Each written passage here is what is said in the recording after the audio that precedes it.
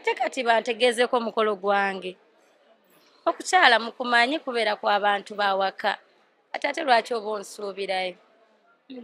tebakuyita otumanyi oli mukwano gwa Kenzo tekinkakatako nti nina okubeerayo oba nina obutabaayo naye nga omukolo kyemmanyi ogw'okukyala guba gw'abazadde mu Buganda obutuufu oba Buganda obutuufu guba gw'abantu bawaka so omukolo gw'abantu era bajja kwaba bayita tebakuyita bakutegeezako kwanjula nga gwawaka ate era n'ekiralo omuntu yenna waba akoze omukolo gw'alina ensonga ze alina right okuyita omuntu oba obutamuyita gw'olabyeyo bameka omukolo gwabadde gwawaka ogw'okwanjula eba nampa kaadi nga ngenda nga nyambala gomasi naye omugole wamulabye otya oba omukolo wakulabye omugole yanyumye bannange kati era mwogere abantu babadde boogera nga munnaye bakugamba Kenzo biki byonna era mbu emikolo gyali girina kuba gijjo naye omusajja mumuleke bannange anyumirwe obufumbo bwe ne laavu ye ne mukyala we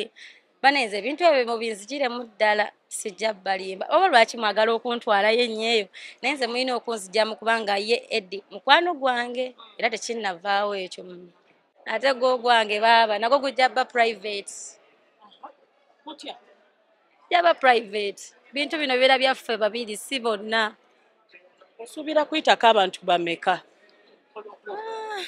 bennaalaba naye era si bangi olwo lwonna ogenda mulabe oyo tanyumye nga mukaaga ekivulu bannange nga mukaaga abantu abamu bagambye wayingiridde oba Bigayi kuba mbu ye yasooka okuwaayo nga 7 then ate n'omutusooka ate nga bagamba gwosinga abantu Jowe munnange kola research naye nze kyemmanyi kiri kimu Karo nalanga mangu deeti yange ng'obudde bukyali mikwano gyange beetegeke ng'obudde bukyali ate era n'ekirala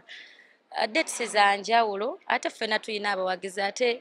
oli alina ababe nina abange basobola okumpagira ne bamuwagira so kito kirina we kitukoseza